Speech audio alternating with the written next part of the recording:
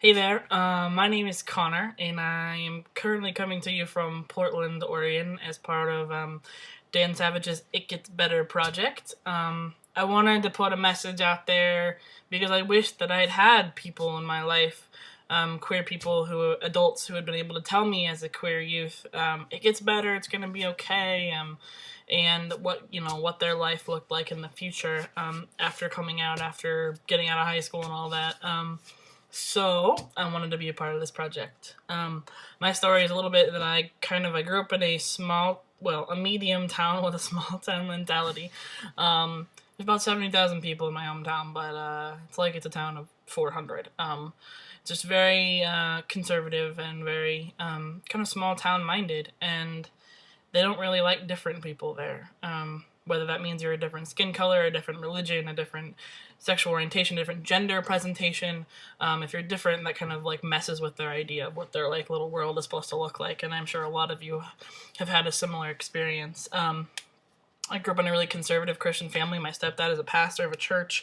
I grew up in the church my whole life. I went to private school until seventh grade, and you know, I didn't even get to go to public school until I was in seventh grade, and I'd never, been in that sort of environment. But um, I endured a lot of like bullying, harassment, and like just kind of a barrage of people messing with me from probably about 12 or 13 on. And that's really when I started presenting as what you would call stereotypically gay.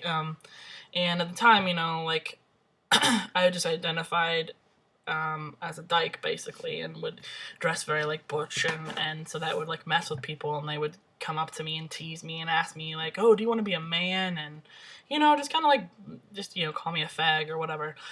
Pretty standard bullying techniques.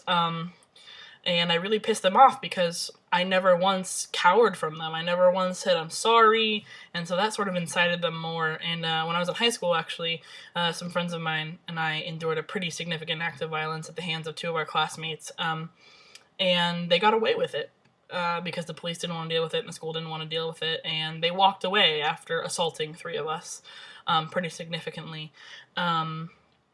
And that's really when I had like my like lowest point. I was like, I just want to be out of here. I was a junior in high school. I was almost done, but I was just like, I just want to be done, And that's really when my low point, my suicidal ideation happened. But then I thought to myself, there are other queer kids that are going to come up through this school that are going to want resources and want to know that it's going to, there's going to be a space for them. So I started a GSA, even amongst crap from the administration who didn't want us to have a GSA, and I facilitated National Day or the Day of Silence, the National Coming Out Day, like all of this stuff. I wanted to put it in their face that there were queer students, and they had to look at us. And eventually they backed down because we were in the right. Obviously, we have the right to organize as students, but that wasn't easy. It wasn't easy to, alienate a lot of people that I'd grown up with, and, pressure from my family, and, all of that. But regardless, I turned, 18. I graduated from high school. I got the fuck out of town. And I came to Portland, and I found really awesome resources and really awesome community that really helped me. They showed me how to be in the world, kind of. Taught me how to be empowered, how to take care of myself, and, showed me how to help other youth that are in that similar situation. And now, I'm 23 years old, and I've been, being a student, a working person forever, and it gets better, it's been awesome living here. I got to spend 2 years in California working with the Prop 8, at the post Prop 8 campaign, and I got to be part of that community, and I got to do all sorts of stuff that I never would have been able to do if I'd given in and let them win.